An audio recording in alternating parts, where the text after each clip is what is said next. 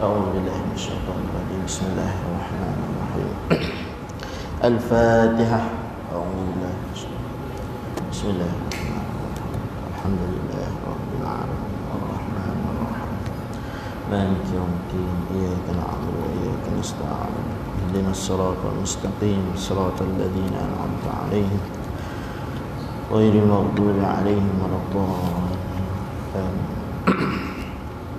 أعوذ بالله من الشيطان الرجيم بسم الله الرحمن الرحيم الحمد لله رب العالمين والصلاة والسلام على أشرف الأنبياء والمرسلين وعلى آله وصحبه أجمعين أشهد أن لا إله إلا الله وحده لا شريك له وأشهد أن محمدا عبده ورسوله اللهم صل على سيدنا محمد عبدك ونبيك ورسولك النبي الأمي الحبيب العلي القادر العظيم الجاه وعلى آله وصحبه وبارك وسلم ما شاء الله كان وما لم يشأ لم يكن ولا حول ولا قوة إلا بالله العلي العظيم أما بعد.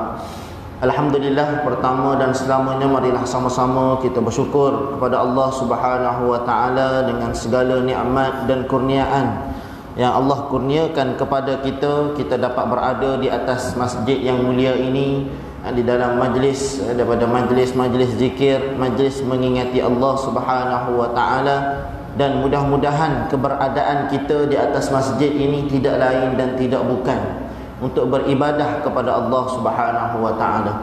Insya-Allah bagi yang mana-mana belum berniat untuk i'tikaf di atas masjid ini, kita sama-sama ni ada i'tikaf di atas masjid ni insya-Allah. Yang kedua, marilah sama-sama kita memperbanyakkan salam serta selawat ke atas junjungan besar Nabi Muhammad sallallahu alaihi wa alihi wa sahbihi wa barik wa sallim. Tuan-tuan, bila bercakap berkaitan dengan umur, usia dan juga kehidupan kita, kenapa kita ada satu istilah yang dipanggil sebagai umur? Umur setengah orang tu ada 40 tahun, usianya 40 tahun, ada usianya 50 tahun, ada usianya 45 tahun, ada usia 20 tahun, ada usia 25 tahun. Bila kita bercakap berkaitan dengan usia, nak tak nak, biar ada dalam pemikiran kita, selama 40 tahun aku hidup, berapa banyak dah ibadah yang aku buat. 50 tahun aku hidup, adakah mampu dengan 50 tahun aku mati hari ini aku boleh masuk syurga dengan 50 tahun aku hidup? Adakah 60 tahun aku hidup, hari ini kalau aku mati aku boleh bawa bekal dalam syurga, nak masuk ke dalam syurga Allah Subhanahu wa taala? Dan kita kena ingat, syurga Allah ini bukan satu benda yang murah untuk kita beli, satu benda yang mahal, dan nilai mahalnya itu adalah betapa hebatnya dari sudut ibadah kita. Kalau hebat ibadah kita, maka tinggilah tingkat syurga kita. Kita orang Islam ni insya-Allah Allah janjikan untuk masuk ke dalam syurga Allah Subhanahu wa taala. Tapi dalam masa yang sama, kalau kita mati dalam keadaan ada dosa yang kita buat, Allah basuh dulu. Allah habiskan dulu dosa dalam api neraka. Allah habiskan dulu dosa dalam api neraka. Sebab itu orang yang terakhir sekali masuk dalam syurga, orang Islam yang terakhir sekali masuk dalam syurga, bila dia keluar daripada api neraka, keluar dia dalam keadaan malu. Sebab apa? Dia tanya kepada Allah, ya Allah, dalam syurga ni ada lagi ke tempat? Sebab apa? Sebab boleh jadi nampak macam dah penuh dalam syurga. Bila dia masuk dalam syurga, duduk dia tengok sekitar syurga, dan dikatakan dalam satu kitab yang lain, dibasuh dulu dalam satu telaga, dalam satu sungai. Aliran sungai ini dibasuh, hilang tanda dia daripada neraka. Sebab orang masuk api neraka ni, dia ada satu tanda di dahi dia. Masuk dalam sungai tersebut, dia hapuskan tanda dia ni orang neraka. Akhir sekali ditanya kepada Allah, ya Allah, mana tempat aku dalam syurga? Ada lagi ke tempat kosong? Kan? Allah tanya dia, mu ni hidup zaman bila? Adakah kamu nak aku letakkan kamu pada tempat orang yang paling kaya zaman kamu? Kalau kita zaman kita ni, boleh jadi Bill Gates ke apa? Bill Gates dah mati dah. Kalau kita Malaysia ni, Robert Kwok. Robert Kwok ni harta dia berbilion-bilion tuan-tuan, makan sehari tak habis. Dulu kita tak kenal istilah bilion-bilion ni. Akhir-akhir ni baru kita kenal bilion ni macam mana. Bilion ni memang banyak sungguh. Banyak sungguh bilion ni. Sampai makan setiap hari tu berapa ratus, tuan belanja pun tak habis. Bilion ni seumur hidup. Seumur hidup tak habis. Bilion ni banyak tak banyak. Lalu Allah kata orang yang paling kaya zaman kamu aku gandakan 10 kali ganda.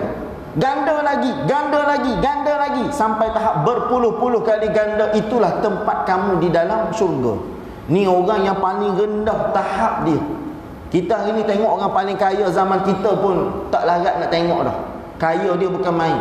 Rumah, kalau tengok Datuk Seri Vida tu, rumah di Ipoh saja ada 17 biji rumah. Satu rumah tu ada 4 tingkat. Ada satu tingkat tu boleh muatkan 1000 orang. Rumah kita 10 orang dah penuh dah. Datuk Seri Vida tu bukan paling kaya lagi Malaysia. Ada lagi kaya daripada dia, Tan Sri Syed Mokhtar Bukhari. Tokek beras, tokek gula dia belaka. Gula beras itu ini dia belaka. Ada satu lagi tokek apa dia panggil, tokek komunikasi.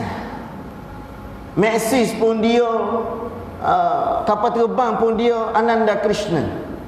Dia belaka. Nak ceritanya kayanya orang zaman kita pun kita dah rasa hebat dah. Tapi bila masuk dalam syurga Allah Subhanahu Wa Taala, orang yang paling lambat sekali masuk ni bukan orang paling awal. Orang paling lambat sekali. Dan digambarkan orang duduk dalam syurga bila rasa nak makan ikan bakar sebagai contoh. Ikan ke burung bakar lah mudah. Nak makan burung bakar, burung tu akan terbang datang kepada kita dalam keadaan sampai dah siap. Itu diceritakan ulama. Itu syurga. Syurga Allah. Dan nak masuk dalam syurga ni bukan benda yang murah. Bukan benda kita cukup sekadar 5 waktu solat, hidup biasa-biasa, makan biasa-biasa boleh masuk syurga. Tak. Ada benda yang kita kena buat, rapat dengan Allah, duduk dekat dengan Allah, baru mudah nak masuk syurga. Dan tuan-tuan, kita masuk sedikit isu semasa pada hari ni. 2-3 hari ni kita digemparkan dengan satu peristiwa hari Jumaat yang lalu. Kita dengan New Zealand ni beza lebih kurang 7 jam. Maknanya sekarang ni kita pukul 8, dia sekarang ni baru dah waktu malam lah, tengah malam. Pukul 1 lebih kurang begitu. 7 jam kita beza dengan dia dan berlaku peristiwa tersebut. Wallahu alam, katanya selepas solat Jumaat. Diserang di dalam masjid dalam keadaan macam main game. Game anak-anak muda kita duk main PUBG hari ni. Saya tengok video, Masya Allah, macam main game betul-betul. Dia punya serangan itu. Dan tuan-tuan, bukan calang-calang orang yang menyerang. Yang menyerang ni adalah orang yang mengaji juga. Orang yang belajar apa yang berlaku dalam dunia pada hari ini. Dan dikatakan fahaman orang yang menyerang itu Brandon Torrent ni katanya fahaman neo-Nazi. Neo-Nazi ni kita pernah dengar dulu. Fahaman Nazi ni Adolf Hitler. Ni tangan dia begini, Adolf Hitler ni fahaman dia apa dia? Dia kata bangsa Aryan adalah bangsa paling mulia. Bangsa di Jerman kalau tak silap, bangsa Nazi. Bangsa dia paling mulia dan bangsa-bangsa lain ni seolah-olah halal darah dia untuk kita bunuh. Begitu juga bangsa Yahudi, dia sangat benci bangsa Yahudi. Sebab itu berlaku satu peristiwa Holocaust, dia panggil. Holocaust ni pembantaian, pembunuhan beramai-ramai Yahudi pada tahun tersebut. Pernah berlaku dulu. Cuma nak ceritanya, masih ada lagi saki-baki fahaman ini, kesan daripada apa dia? Kesan daripada Islamofobia. Kesan daripada menampakkan Islam ni teroris. Islam ni pengganas. Islam ni hujung mata pedang. Islam ni mesti berkait dengan darah. Islam ni mesti berkait dengan keganasan. Masih ada lagi saki-baki pemahaman ini di negara-negara barat. Tuan-tuan, bila kita sebut New Zealand, bukan biasa-biasa. Sebab apa? New Zealand ni termasuk dalam 10 negara yang paling aman dan paling menjaga hak asasi manusia. Kalau di negara 10 ini dia mampu buat begitu, negara yang kecil-kecil lain lagi mudah dia buat. Dulu berlaku di Belanda, berlaku juga di Jerman. Banyak serangan-serangan di Kanada. Di Kanada dulu tahun 60-an kalau tak silap saya, berlaku satu peristiwa sama juga, dia pergi serang dalam masjid. Di Takbai tahun 2004-2003 kita tengok berlaku pembantaian, dia pergi bunuh orang dalam masjid dengan pistol, orang siap. Lalu dihimpitkan semua orang-orang tu, ada yang hidup, ada yang mati, letak dalam satu lori penuh bertimbun orang tu. Ada yang mati sebab kena tembak, ada yang mati sebab sesak nafas. Ini pembantaian yang dilakukan kepada orang Islam. Kalau kita duduk hari ni, kita tengok berita buletin utama, tengok dalam keadaan kita tak rasa apa-apa. Takut-takut iman kita tu iman jenis iman kaca. Iman nampak cantik tapi ketuk sekali dah habis dah. Takut iman jenis iman kaca. Sebab itu bila berlaku peristiwa begini, paling tidak dalam hati kita rasa benci. Benci dengan apa? Benci dengan orang yang benci kepada Islam. Kita tak bermakna orang benci kepada Islam, orang serang Islam, kita kata tak apa ustaz, kita pergi serang balik, kita beli pistol, ke paling tidak kita pakai cangkul je. Sampai tempat orang pakai, kita pakai cangkul, orang pakai pistol. Duk jarak jauh dah mati awal dah kita. Bukan itu sikap kita. Nabi sebut, kalau orang bantai agama kamu, orang serang agama kamu, jangan kamu serang balik agama dia. Sebab apa? Bila orang serang agama kamu, orang hina Tuhan kamu, kalau kamu hina balik Tuhan dia, dia akan balas seolah-olah macam orang bodoh bertemu dengan orang bodoh. Bodoh bertemu bodoh ni, dia balas mulut lah. Akhir sekali tak ada apa-apa. Apa sikap kita umat Islam? Ya, sikap kita mengecam tindakan yang dilakukan. Dan kita dalam konsep rahmatan lil alamin. Rahmatan lil alamin ni bukan berlembut pada semua perkara. Orang kata kita begitu, orang hina Islam, orang hina Nabi kita, kita kata tak apalah, bertenang, relax. Orang hina agama kita, kita kata tak apalah, biarlah dia mungkin tak dapat hidayah lagi. Itu satu hal. Hal yang lain ialah sikap rahmatan lil alamin Rasulullah ini. Ada di sana tindakan-tindakan yang Rasulullah buat. Kalau pemerintah boleh jadi menyerang dengan kuasa, kita selaku orang awam, paling tidak kita tonjolkan apa kebaikan umat Islam. Paling tidak itu yang kita lakukan. Tengok hari ni Kristian apa yang dia buat. Bila orang Islam diserang di Masjid Nur di New Zealand itu, apa yang dia buat? Antaranya hari ni kita tengok dalam berita, kamu orang Islam nak solat, kamu solat. Kami orang Kristian duduk dekat luar, kami jaga masjid daripada diserang. Tengok sikap orang lain terhadap Islam. Sebab apa sikap ni timbul? Sebab dia faham Islam tu agama yang macam mana. Ada satu istilah, umur budak ni baru lagi remaja, egg boy dia panggil, budak telur. Kenapa budak telur? Sebab ada seorang senator daripada Australia, dia keluarkan kenyataan, dia kata ini adalah disebabkan kemasukan beramai-ramai orang Islam ke New Zealand, menyebabkan orang benci kepada orang Islam, berlaku keganasan. Dia nak sadarkan umat Islam. Egg boy ni, budak telur ni, ambil sebiji telur, pam, letak pecahkan atas kepala dia, nak marah punya pasal ni.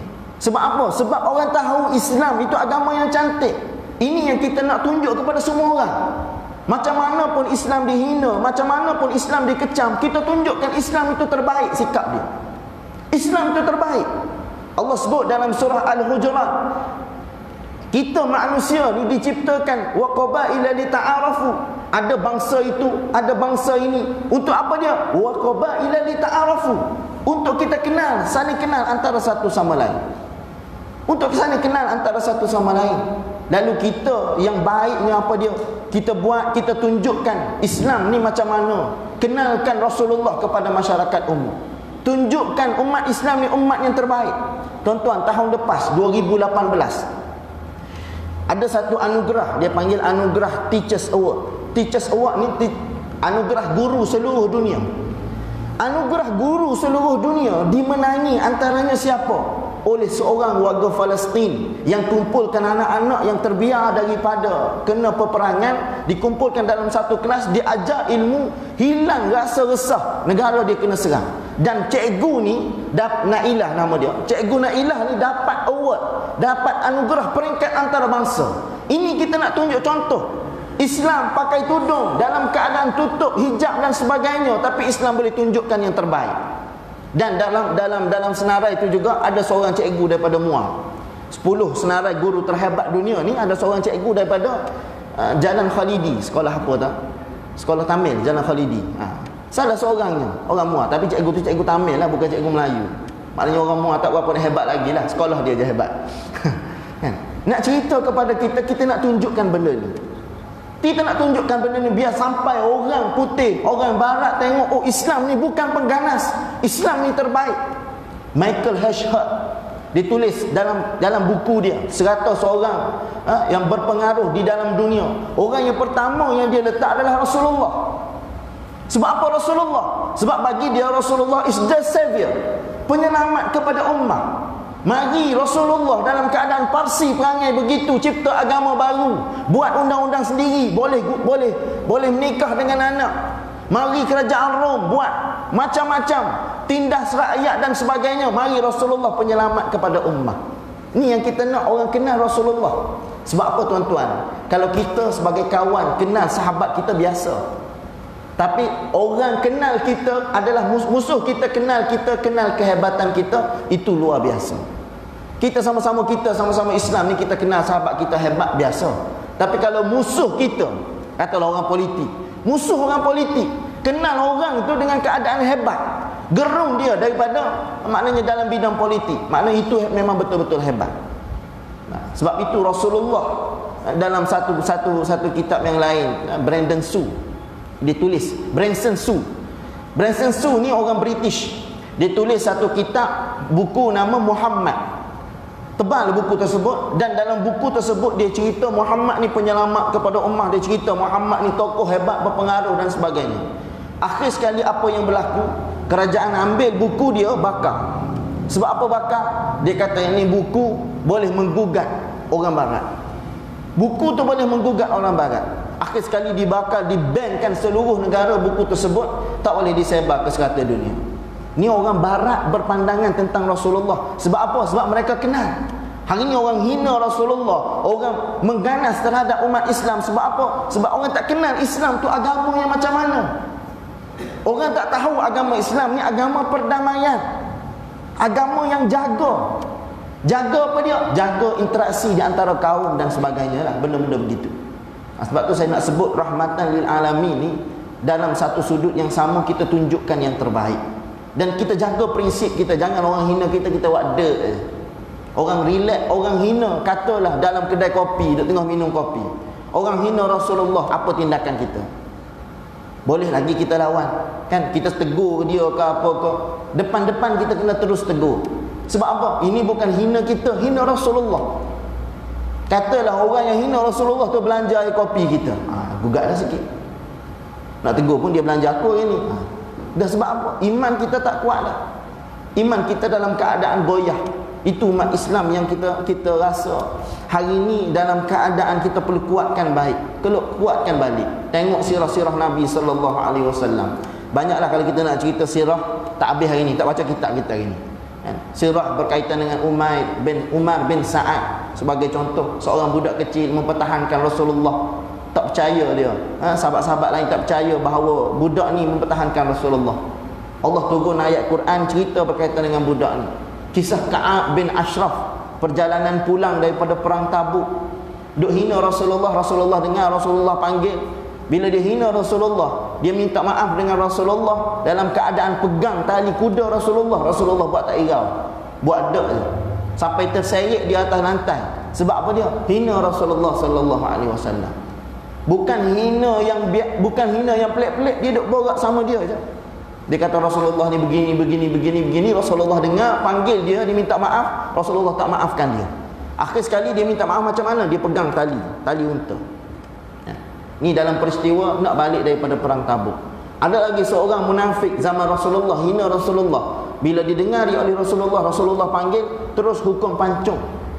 Sebab apa dia? Hina Rasulullah ni bukan biasa-biasa. Bukan dosa kecil yang biasa, tidak. Dosa besar. Dosa yang perlu kita, kalau berlaku depan mata kita, kita kena cegah kemungkaran yang berlaku tersebut. Jadi insya-Allah hari ini kita masuk pengajian kitab Mazayani kita dalam bab yang kedua, iaitu saya mestilah Islam dari sudut ibadah. Sebab apa, kadang-kadang kita tengok hari ini orang-orang kita ni, orang Islam kita ni ibadah dalam keadaan tanpa rasa kehadiran Allah Subhanahu Wa Taala. Kenapa dia solat? Siang hari pagi solat, tengah hari solat, petang solat. Kenapa dia solat? Sebab benda itu dah jadi budaya. Ada setengah tu sebab budaya, ada setengah lagi sebab orang suruh, sebab malu dengan masyarakat. Dia tak faham apa konsep sebenarnya solat kepada Allah Subhanahu Wa Taala. Sebab solat ni benda yang kita direct dengan Allah. Dan bezakan kita dengan agama lain ni solat. Dan benda paling utama sekali akan dihisap oleh Allah ialah bab solat. Allah panggil kita dalam keadaan nak hisap amalan kita. Yang pertama sekali dia tanya bab solat. Kalau lepas kita bab solat, lepas bab-bab lain. Tapi kalau tak lepas bab solat, dia tak cerita benda lain. Tak cerita benda lain. Sebab itu kita ni, kita kena ingat, hidup kita di dunia ni bukan panjang. Bukan sampai 1000, 2000 tahun. Bukan sampai 100 tahun. Kita tak boleh jamin umur kita berapa. Sebab tu antara benda yang kita tak boleh jamin atas dunia ni, yang pertama, ajal kita. Ajal kita bila kita tak boleh jamin. Boleh jadi di tengah-tengah ceramah ni ada seorang dua meninggal. Tengah-tengah dengar ceramah, tidur pula tu menyandar dekat tiang. Tahu-tahu tak sedar dia, sampai ke sudah mati rupanya. Contoh, tak apa mati dalam masjid. Yang kedua, antara benda yang kita tak boleh jaminnya apa dia? Jodoh. Tuan-tuan yang ada depan saya ni, boleh jamin ke tak menikah dua? Tak boleh jamin. Boleh jadi ada haji kita umur 70, nikah dua mana tahu. Kan? Sebab apa? Jodoh ni benda kita tak boleh jamin. Dan ada benda-benda lain yang kita dalam kehidupan kita ni kita tak boleh jamin. Sebab ada benda-benda beginilah kita kena sentiasa bersedia. Bersedia untuk apa dia? Bersedia untuk menghadapi satu alam yang akan dihisap seluruh amalan kita. Itu alam yang paling panjang sekali yang kita perlu hadap. Di hujung maknanya kehidupan kita. Jadi kita masuk pada poin yang ketiga daripada kitab kita ini, iaitu dia kata, saya mestilah beribadah dalam keadaan hati saya merasai kehadiran Allah, membuang dan melupakan kesibukan dunia dan hiruk pikuknya.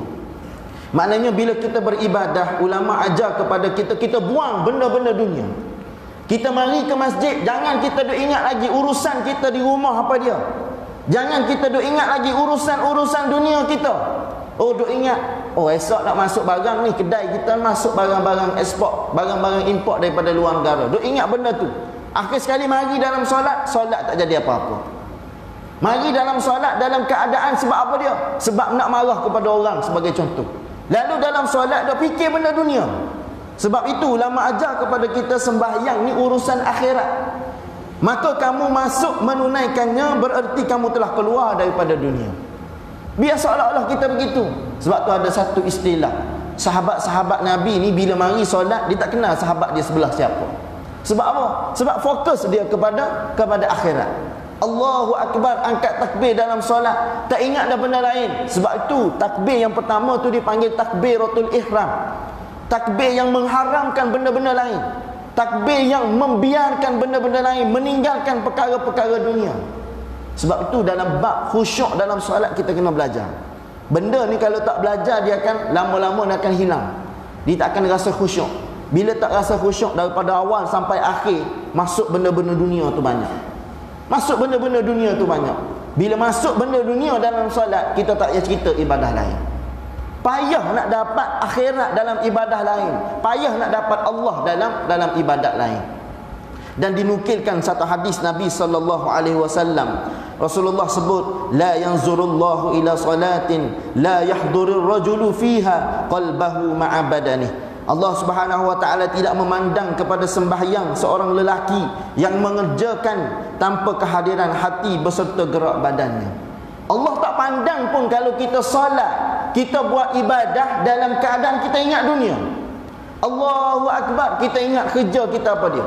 Sedangkan pada waktu solat ni sepatutnya itulah kita dengan Allah. Kita dengan Allah. Sebab tu kita hari ni hilang kewarasan. Sebab apa hilang kewarasan? Kadang-kadang kita pergi kerja, kita jadi bos. Balik rumah pun dengan isteri dan anak kita, kita nak jadi bos juga. Suruh anak buat itu, suruh isteri buat itu, nak jadi bos dekat rumah. Sedangkan bila kita balik ke rumah, kita jadi suami, kita jadi ayah. Bila kita pergi solat, kita jadi hamba kepada Allah. Bos ke kamu, siapa ke kamu, kamu jadi hamba kepada Allah. Di Dubai, pada bulan Ramadan, bila ditunjuk gambar solat tu tuan-tuan, yang belakang ni semua solat tarawih dia pakai kot. Hebat, pakai tie, pakai kot, pakai hebatlah pakaian dia. Tiba-tiba yang jadi imam depan solat tarawih tu adalah pakaian dia, pakaian cleaner. Sebab apa? Islam ni bukan pandang pangkat. Kamu orang berpangkat, ada datuk, duduk depan jadi imam, tak. Mana dipandang imam? Imam ni orang yang faqih, orang yang tahu ilmu agama, orang yang lebih dari sudut bacaan dia, orang yang maknanya tahu dari sudut fiqh solat, orang yang reti dalam hukum hakam agama dalam bab, maknanya bab solat, bacaan Quran dia baik, baru kamu boleh duduk di depan. Sebab itu Islam ni satu agama yang ajar kepada kita, dia tak kira pangkat kamu apa dia. Kamu raja ke, kamu Perdana Menteri ke, bila kamu mati, kain kapan cap apa? Cap gajah. Kapan? Cap gajah kalau tak silap. Itu je kainnya. Tak ada orang pakai pakaian sutera masuk dalam kubur, tak ada. Maknanya Islam ni satu agama yang sama rata. Lebihnya di mana? Inna akramakum indallah atqakum. Lebih di sisi Allah ialah orang yang bertakwa. Nak dapat takwa ni macam mana? Tadi kena hadirkan hadirkan Allah dalam setiap gerak-geri ibadah kita. Dalam setiap gerak-geri ibadah kita. Rasulullah dengan Abu Bakar dalam peristiwa Gua Sur. Kita semua tahu peristiwa Gua Sur. Rasulullah bersembunyi di dalam Gua Sur. Gua Sur ni kalau tuan-tuan pergi ke Mekah, Gua Sur ni dia gua yang terbuka. Dia bukan gua macam gua kita, ada pokok apa semua, tidak. Gua yang terbuka, terdedah kepada nak tengok, maknanya langit. Dia terbuka. Lalu Abu Bakar bila dia cerita peristiwa yang berlaku di Gua Sur, dia kata kalaulah orang musyrikin Mekah tengok bawah telapak kaki dia akan nampak kami, aku dengan Muhammad. Kalau orang musyrikin Mekah naik bukit tersebut, naik Gua Sur tersebut, dia tengok di bawah telapak kaki dia akan nampak kami, kata Abu Bakar. Sebab apa? Sebab dalam keadaan terbuka. Tapi Allah nak ajar kepada Abu Bakar pada ketika itu, dunia ni ada dua hukum. Yang pertama hukum Allah, yang pertama hukum Allah, yang kedua hukum manusia. Kamu tengok tu pada pandangan hukum manusia. Maknanya pada pandangan hukum manusia, orang akan nampak kita berada dalam Gua Sur. Tapi bila tengok dengan hukum Allah, hebat tara mana pun kamu rancang di dunia, tapi kamu tak akan jadi. Sebab apa dia? Ada hukum Allah. Hukum Allah ni lah yang menentukan kita siapa. Sebab itu kita hidup dunia ni, hukum manusia kita fikir kadang-kadang Islam ni makin lama makin jatuh. Kalau kita fikir dengan pemikiran kita, Baitul Maqdis di Palestin yang kena serang pada hari yang sama, New Zealand kena serang pada hari yang sama, kita di kota Gaza kena serang juga. Ada bom, ada serangan daripada udara ke 4 tempat yang utama di Gaza, meletup malam tersebut. Pada hari yang sama di New Zealand berlaku. Nak cerita orang serang bertubi-tubi pada hari tersebut. Orang serang bertubi-tubi. Pada pemikiran kita tak dapat tawan dah Baitul Maqdis Palestin. Sebab apa? Memang dah rosak teruk. Tapi percayalah, dalam hadis Nabi SAW, pada akhir zaman nanti Baitul Maqdis akan ditawan balik oleh orang Islam. Sehebat mana pun Israel duk rancang hari ni dia nak buat haikal Sulaiman dan sebagainya. Hari ni tuan-tuan, kalau ikut hemografi dunia, kalau ikut ilmu geografi, bawah Baitul Maqdis tu dah memang lohong dah. Sebab apa?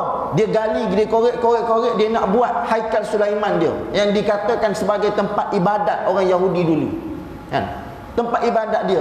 Maknanya kalau ikut hari ni memang sepatut runtuh dah Baitul Maqdis. Tapi Allah Subhanahu Wa Taala jaga.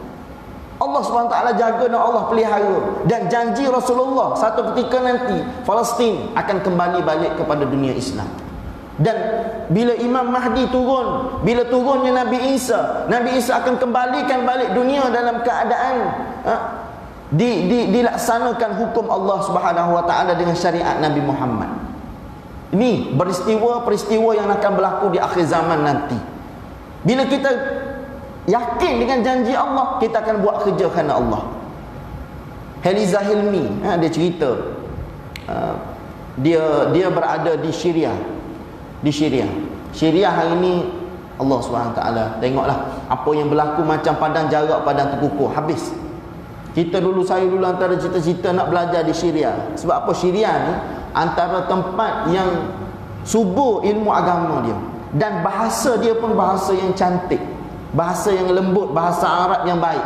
Kalau pergi Mekah hari ni kadang-kadang mutawif ni tahulah, Kadang-kadang bahasa Arab yang bahasa ammi, bahasa pasar, itu yang lebih diutamakan. Tambah-tambah di Mesir. Di Mesir dia bukan guna bahasa Arab Fusha. Bahasa Arab Fusha ni bahasa Arab Al-Quran lah. Bahasa Arab yang orang kata bahasa baku. Tak, dia guna bahasa kampung, bahasa pasar dah banyak. Bahasa pasar banyak. Kalau kita bahasa pasar ni bahasa orang utara, bahasa orang Kelantan, pekat. Ni bahasa dia. Maknanya hilang nilai bahasa dah situ. Dari sudut perangai orang Mesir ni, tuan-tuan tahulah perangai dia macam mana. Kan kalau kereta tu memang tak nampak rupa kereta. Memang tak nampak rupa kereta. Kalau nak parking ikut dan dia aje. Bila nak parking dia tolak kereta lain masuk parking dia. Ni orang Mesir punya perangai. Orang Mesir punya perangai. Kan? Tapi di Syria baiknya dia, lembutnya dia, bahasa pun lembut, perangai pun jaga. Tapi berlaku peristiwa diserang habis-habisan hari ni. Dan hari ni kita tengok hampir keseluruhan Syria dalam keadaan yang nazak, dalam keadaan yang tidak, maknanya tidak rupa negara. Eliza Hilmi dalam satu klip video dia cerita bagaimana perasaan bila pergi buat bantuan. Tuan-tuan kenal Eliza Hilmi kan? Kenal tak?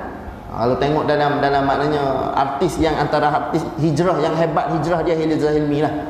Bila dia pergi ke Syria dari sudut nak bagi bantuan, sukarelawan dan sebagainya ni, akhir sekali bila nak balik dia diserang dengan bertubi-tubi bom dan sebagainya. Dia punya ketua dia kata apa dia? Kamu cari tempat kubur yang ada liang lahat, duduk dalam liang lahat. Sebab apa? Bom yang dia sasarkan itu, yang musuh sasarkan pada ketika itu, dia boleh serang benda yang bernyawa.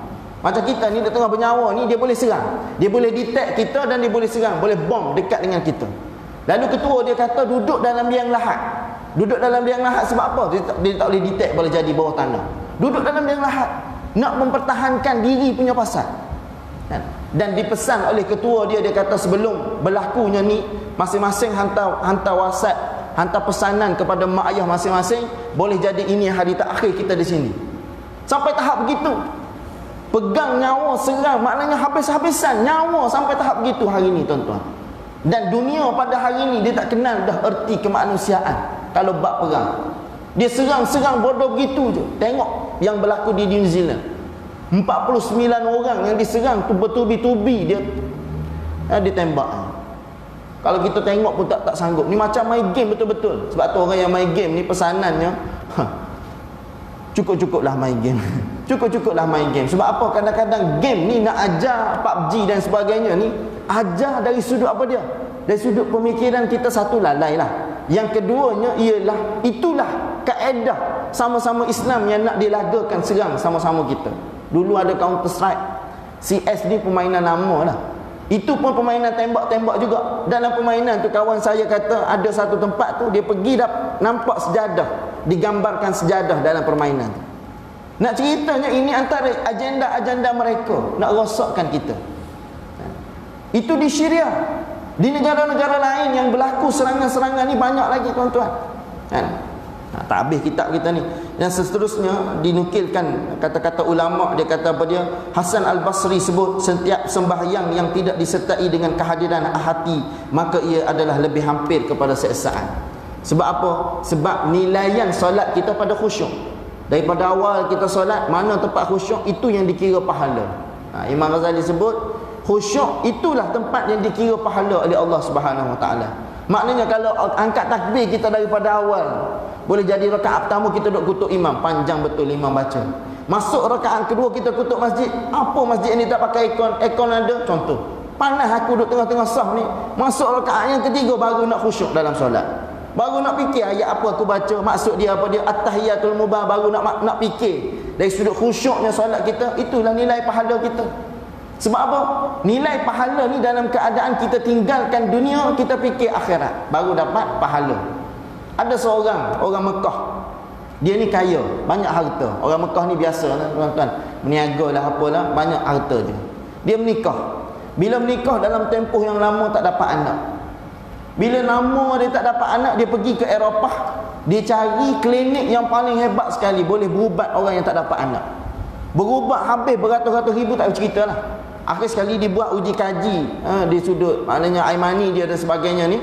Dicek-cek rupanya dia kata, doktor kata kamu ni tak ada harapan nak dapat anak. Memang tak ada harapan nak dapat anak. Dia pun balik semula ke Mekah. Dan orang ni nak diceritakan, dia ni memang suka, rajin dia solat, rajin ibadah kepada Allah. Satu ketika duduk tengah ibadah di kota Mekah, depan-depan Kaabah, ada seorang pakcik ni bukan alim tapi soleh. Suka solat dia, suka semayang malam dan sebagainya. Dia tengok seorang anak muda orang kaya ni dalam keadaan resah. Dia pun tanya, ada masalah ke, boleh cerita? Dia kata, tak ada apa pakcik, tak ada apa pun, biasa-biasa je. Ni nampak muka ada masalah, cuba cerita dengan pakcik apa masalah dia. Dia pun cerita. Dia kata, saya ni pakcik habis beribu-ribu dah nak rawat saya dengan isteri saya supaya dapat anak, tapi doktor kata begini. Bila dia sebut begitu kepada pakcik ni, pakcik tanya dia. Pakcik tu tanya dia, izan fa ainamallah. Dua patut perkataan pakcik tu sebut. Izan fa ainamallah. Kalau begitu yang kamu buat, mana Allah dalam kehidupan kamu? Mana Allah dalam tindakan kamu? Bila dia kata begitu, Allahu Akbar, baru teringat rupanya dalam urusan itu banyak kebergantungan dia pada hospital, pada doktor, pada manusia. Tak ada pun minta kepada Allah. Walaupun orang soleh, ibadah banyak kepada Allah. Lalu dia pun beribadah kepada Allah. Dalam keadaan tahajud dia minta kepada Allah, mengadu kepada Allah. Akhir sekali dengan sebab itu Allah berikan zuriat kepada dia. Ni hebatnya hubungan kita dengan Allah. Bila kita hadirkan Allah dalam kehidupan kita, Allah akan tunjuk terus siapa kita, di mana kita. Maknanya Allah ni dekat dengan kita. Allah dekat dengan kita. Dalam peristiwa sahabat-sahabat Rasulullah, antaranya Rumaisah ni hebat tuan-tuan, seorang muslimah yang sangat hebat. Bila anak dia meninggal, anak dia ni seorang anak tunggal. Anak dia ni pula sangat-sangat disayangi oleh ayah dia, oleh suami Rumaisah tadi. Bila anak tu meninggal, Rumaisah nak cerita dekat suami dia ni tak berani. Bukan tak berani sebab apa? Takut sedih yang berpanjangan dan sebagainya lah. Lalu dipesan kepada sahabat-sahabat suami dia ni, jangan cerita dekat suami aku, anak dia dah meninggal. Nak jadikan cerita, bila suami dia pulang daripada berdagang, berniaga dan sebagainya, masuk dalam rumah, dia layan suami dia yang terbaik. Macam malam pertama, masuk dalam rumah, dia berdandan, pakai solek, pakai pakaian yang paling seksi boleh jadi. And dalam keadaan yang suami dia tengok tu, rasa hilang benda-benda yang sulit atas dunia ni. Lalu malam tersebut dia bersama dengan isteri dia. Pagi bangun-bangun pagi, bagi makan, kenyang dan sebagainya. Paling sedap sekali dia buat makanan. Akhir sekali dia tanya suami dia. Dia kata, abang, kalau jiran kita pinjam, kita ni pinjam barang daripada jiran kita. Katalah kita pinjam cangkul daripada jiran kita. Kalau jiran kita minta balik, kita bagi tak bagi? Dia kata, kita bagilah, tu barang dia, kita pinjam je daripada dia, kan? Habis dia cerita begitu, dia kata kepada suami dia, dia kata, abang, 2-3 hari lepas anak kita meninggal dunia dalam keadaan tenang. Suami dia pun tanya, kenapa kamu tak cerita kepada aku awal-awal? Dia kata, aku nak cerita pun takut kamu ni sedih yang berpanjangan. Lalu suami dia dalam keadaan begitu, suami dia kata, aku nak cerita kepada Rasulullah benda ni. Bila dia cerita kepada Rasulullah, ya Rasulullah, isteri aku begini. Rasulullah senyum dengan cerita tersebut. Rasulullah tanya suami Rumaisah, dia kata, adakah semalam kamu bersetubuh dengan isteri kamu? Dia kata, ya. Dia kata, dengan setubuhan itu Allah akan kurniakan satu zuriat yang hebat ganti kepada anak kamu yang meninggal. Rupa-rupanya memang betul apa yang Rasulullah kata, lahir daripada anak tersebut seorang mujahid yang terkenal dalam Islam. Akhir sekali syahid di medan perang, anak tersebut juga. Nak ceritanya kepada kita, bila seorang muslimah ada jiwa Islam, jiwa hebat, Allah hadir dalam kehidupan dia, dia tenang walaupun apa yang menimpa. Ummu Nusaibah antaranya, bila malam berlakunya peristiwa Rasulullah seru kepada umat Islam untuk berperang, dia yang kejutkan suami dia dan 5 orang anak dia. Dia kejutkan semua sekali, dan semua keluarga dia tu, hampir semua anak-anak Nusaibah mati dalam perang Uhud. Dan anak-anak Ummu Nusaibah inilah yang mempertahankan Rasulullah depan-depan sampai kena tombak dan sebagainya dekat badan. Nak ceritanya, bila umat Islam ada jiwa Islam, hadir Allah dalam kehidupan dia, hadir dalam setiap tindak tanduk dia, Dia tak fikir benda dunia dah. Dia akan fikir akhirat. Dia akan fikir akhirat. Sebab tu kita hari ni kita kata Allah, nak pergi majlis ilmu letih, ngantuk. Tuan-tuan buat maksiat sehari suntuk tu tak mengantuk pula. Ada orang pergi disko daripada lepas isyak sampai subuh. Balik-balik, oh aku terhibur. Itu hiburan dia. Kita hiburan orang Islam, orang mukmin, orang yang beriman. Apa hiburan kita? Kita dengar ilmu, dengar sirah Nabi. Letih kau rasa penat ke? Itulah hiburan yang sepatutnya ada dalam diri kita.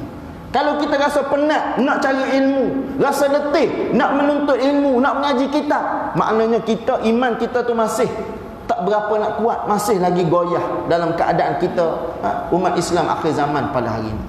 Ini benda-benda yang kita perlu tengok dalam kehidupan kita. Yang kedua yang kita nak masuk pada hari ini ialah bab, iaitu saya mestilah beribadah dalam keadaan sentiasa ingin menambahnya, tidak berasa cukup dan tidak kenyang. Saya perlu menghampirkan diri kepada Allah dengan amalan-amalan sunat sebagai menyahut seruan Allah. Di dalam sebuah hadis kursi, Allah sebut hadis kursi ni lafaz daripada Rasulullah. Lafaz daripada Rasulullah, makna daripada Allah Subhanahu Wa Taala. Dia tinggi sikit daripada hadis, bawah sikit daripada ayat Al-Quran. Sebab tu bila sebut hadis kursi, awal tu kita kena sebut qala Allah Taala. Allah kata sekian.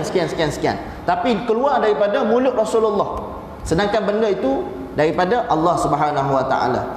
Allah sebut man adali waliyan faqad azantuhu bil harbi wa ma taqarraba ilayya. Panjang hadis dia, kita cerita lepas ni lah. InsyaAllah kita azan. Ada bunyi jam.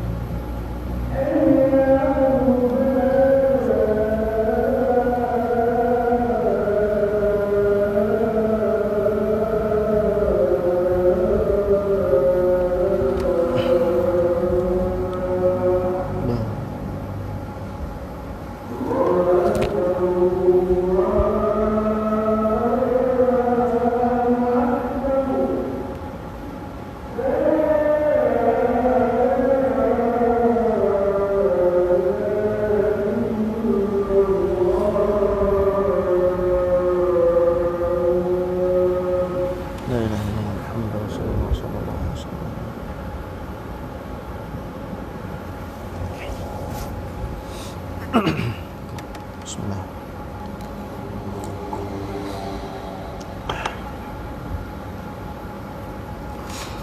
Dalam hadis yang kita bacakan tadi, panjang hadis dia, panjang hadis dia. Cuma mafhum daripada hadis tersebut, Allah sebut, sesiapa yang memusuhi kekasih, yakni waliku, orang yang sayang kepada Allah, maka aku mengisytiharkan perang terhadapnya.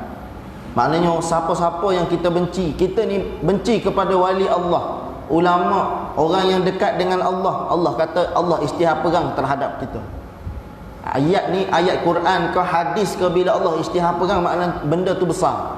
Antara ayat yang Allah isytihar perang ialah orang yang suka kepada riba. Ni Allah isytihar perang. Bila isytihar perang ni besarlah dosa dia. Sebab itu dua benda ni. Yang pertama riba, yang kedua orang yang memerangi, orang yang tak suka, benci kepada wali-wali Allah, benci kepada para ulama, tak suka dengan ulama itu, tak suka dengan ulama ini, Allah isytihar perang terhadap dia. Tuan-tuan, hari ini orang tak rasa bersalah nak serang ulama. Bahkan ada yang dibuat live Facebook, dia kata tok guru ni begini, dia serang dalam Facebook. Dan sampai tahap apa dia buat? Dia pakai serupa dengan ulama tu, dia pergi solat. Dia kata tengok aku ni juga tuan guru sekian, boleh pakai serupa dengan ulama ni. Sampai tahap begitu hari ni. Bukan orang yang tak mengaji, orang yang ada master dalam bidang politik. Ada satu orang budak Sabah, tengok pagi tadi duk tengah hina, dia buat live, dia hina, ada seorang ni, dia hina ahli-ahli politik lah, hina ulama-ulama kita. Dan sekali tu pagi tadi 16 jam yang lalu saya tengok, dia hina Tun Mahathir. Bila dia hina Tun Mahathir, dia kata Tun Mahathir ni begini, mari polis tengah-tengah duk buat live, mari polis dekat rumah dia tangkap dia. Orang bawah tu dah memang dah meluat dengan dia. Dulu dia ni antara pejuang kepada maknanya kemiskinan yang berlaku di Sabah. Tapi bila lama-lama, bila dah banyak view, bila ramai pengikut, duk hina pula, duk fitnah pula ulama-ulama kita yang ada maknanya hari ni.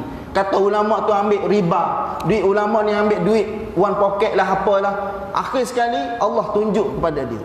Ini hari ni orang tak malu dah nak hina ulama. Dalam Facebook tuan-tuan boleh tengok, caci maki, tulis apa je nak tulis. Dia ingat Facebook ni Allah tak tahu. Dia ingat dalam Facebook ni Allah tak tahu apa dia komen. Dia guna akaun yang lain. Dia guna, katalah dia guna akaun-akaun palsu, duk hina Rasulullah, duk hina ulama-ulama kita. Allah, Rasulullah isytihar ulama ni waris aku, sanak saudara aku yang aku tinggal, yang kamu kena ikut. Kalau hina para ulama, dekat-dekat dengan hina Rasulullah dah. Dekat-dekat dengan hina Rasulullah dah. Sebab itu dalam satu hadis Nabi cerita panjang, hadis tersebut cerita berkaitan dengan akhir zaman berlaku. Kita ni boleh jadi berada pada zaman banyaknya fitnah.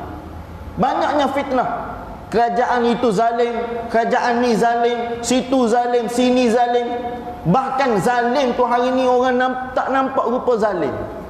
Orang nampak riba tu tak nampak riba. Dia kata apa dia? Dividen. Kan hari ni orang nampak sepatutnya Islam satu lagi bank konvensional. Konvensional tu apa dia? Konvensional tu bank kafir lah. Mudahnya. Orang tak nampak rasuah, orang nampak apa dia? Wang kopi. Orang tak nampak lebihan tu sebagai riba, orang nampak apa dia? Bunga. Cantik nama. Kan sebab apa? Diislamisasi, boleh bukan diislamisasi, diubah bentuk tu. Diubah nama tu. Yang kafir dipanggil apa dia? Dipanggil non-muslim. Non-muslim tu apa dia? Bukan kafir ke? Kafir lah tu. Cuma kafir ni kasar, diguna non-muslim. Istilah-istilah kita hari ni, babi, kita tak panggil babi, bunyi kasar. Ustaz, babi ni panggil apa dia? Khinzir, lembut sikit bunyi dia, halal sikit rasa. Sebab apa? Istilahnya hari ni, benda-benda begini, benda-benda maksiat ni diistilahkan dengan istilah yang kita tak nampak benda tu dosa. Zina, dia tak panggil zina, dia panggil apa dia? Rogun. Nampak macam benda yang tak berapa nak salah. Nah, ini dunia pada hari ini. Ini kita risau sebab apa dia? Takut sampai satu tahap buat dosa, kita dalam keadaan tak tahu benda tu dosa. Kita buat benda tu dosa. Buat benda tu memang jelas riba. Memang jelas riba. Tapi dalam keadaan kita tak nampak riba, kita nampak dividen. Kita nampak Apa dia lagi? Istilah-istilah dia. Banyaklah istilah-istilah hari ni. Ada pilihan takaful dengan insurans. Tiba-tiba kita ambil insurans. Jelas insurans ni dia ada gharar. Benda tak jelas dalam tu. Duit tu pergi mana? Maknanya dia ambil duit tu daripada mana? Kalau takaful ni jelas. Ada istilah tabarruk, istilah derma, ada istilah takaful, ada istilah ta'awun. Lain, beza tu tuan-tuan. Beza. Tapi diistilahkan dengan istilah yang lain, kita tak nampak kekafiran tersebut. Kita tak nampak benda tu dosa. Ini bahayanya umat Islam pada hari ini. Dan Allah kata dalam ayat yang seterusnya, dia kata kalau aku hamba aku ni makin banyak dia buat benda kebaikan, buat benda dekat dengan aku, makin aku cintai. Dan hamba yang aku cintai, mintalah apa sahaja daripada aku akan tunaikan. Wa idza sa'alaka ibadi anni fa inni qarib. Allah kata, kalau hamba aku tanya mana aku, inni qarib, aku ada dekat dengan dia. Macam mana dekat? Angkat tangan, tadah doa kepada Allah Subhanahu wa taala. Minta direct, tak kena bayar pun. Minta direct dengan Allah. Kita dalam keadaan susah, mana kita cari dulu? Cari Allah dulu. Ngadu kepada Allah, baru ikhtiar. Baru maknanya dari sudut kemanusiaan kita fikir macam mana. Ini anak kita sakit, tak apa, hospital tu boleh rawat. Pergi hospital tu tengok-tengok, full, tak boleh nak rawat penyakit anak kita, penyakit pelik. Sebab apa? Kebergantungan kita letak mula-mula kepada manusia, tak letak kepada Allah. Sebab tu berlakunya benda-benda yang kita jauh daripada Allah, kita yakin, kurang yakin kita kepada Allah. Kita letak benda yang pertama sekali kepada manusia. Bila manusia tak boleh buat, kita kecewa. Tinggal dah Allah di situ. Ni hukum manusia dan hukum Allah ni berbeza-beza. Saya kira sekadar itu saja malam ni, insya-Allah. Maknanya dua benda yang kita bincang pada malam ini. Nak tak nak dalam kehidupan kita ni, biar hadir Allah dalam kehidupan kita. Kita didik anak kerana apa? Bukan nak suruh dia berjaya esok-esok dia boleh pelihara kita, dapat gaji banyak, tidak. Nak suruh dia jadi hamba Allah. Faham agama ni untuk apa? Faham agama kehidupan ni untuk apa? Sebab apa tuan-tuan? Berlaku satu keluarga, akhir sekali lah kita cerita. Ni berlaku di Felda. Felda mana saya tak nak sebut, di Pahang. Anak dia 3 orang. Anak yang pertama doktor, anak yang kedua engineer dalam bidang minyak Petronas, dan anak yang ketiga ni tak reti sikit mengaji dia, bodoh sikit, lembab-lembab sikit. Akhir sekali bila didik anak tiga-tiga ni, mak dia ni bangga anak pertama dengan anak kedua. Anak yang ketiga ni waktu kecil dia banyak main, banyak kena pukul, banyak kena marah dengan mak ayah. Bila sampai satu tahap, bila anak tu besar, bila anak-anak ni besar, anak yang pertama doktor. Mak kata, mak ni sakit, baliklah tengok mak. Takkanlah dapat doktor nak kerja di kampung. Meniaga dekat kampung ni susah tuan-tuan, buka klinik dekat kampung, mari makcik, mak saudara. Takkanlah kamu nak ambil duit daripada aku. Terima rawatan. Lah sekali bankrupt kalau jadi doktor duduk di kampung. Bukalah firma bukalah klinik di tempat-tempat lain. Bukalah di Kuala Lumpur dan sebagainya. Sibuk. Bila sibuk, mak ayah sakit, nak balik tak boleh. Kirim duit 1,000. Anak yang kedua engineering, engineer dalam bidang minyak.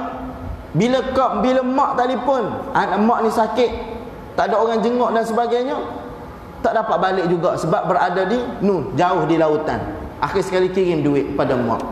Dua-dua ni tak dapat balik. Mana anak yang jaga? Anak yang jaga anak yang ketiga yang tak berapa reti.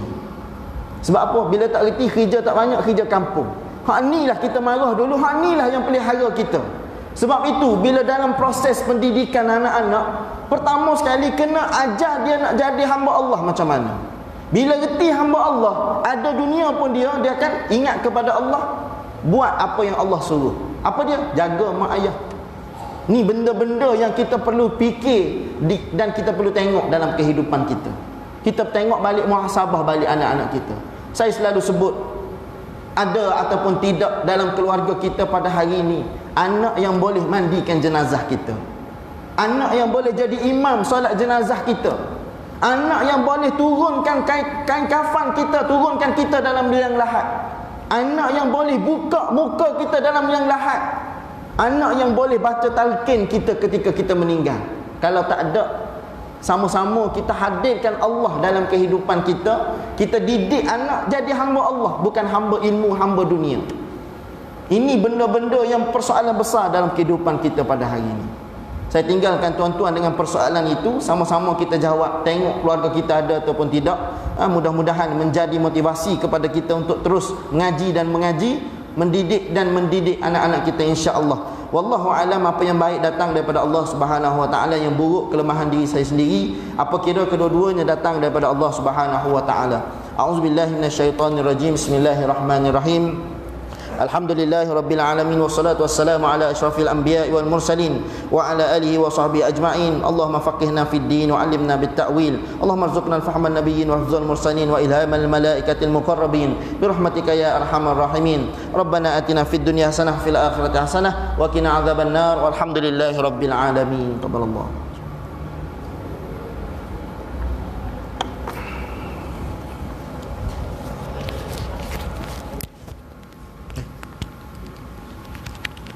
Allah.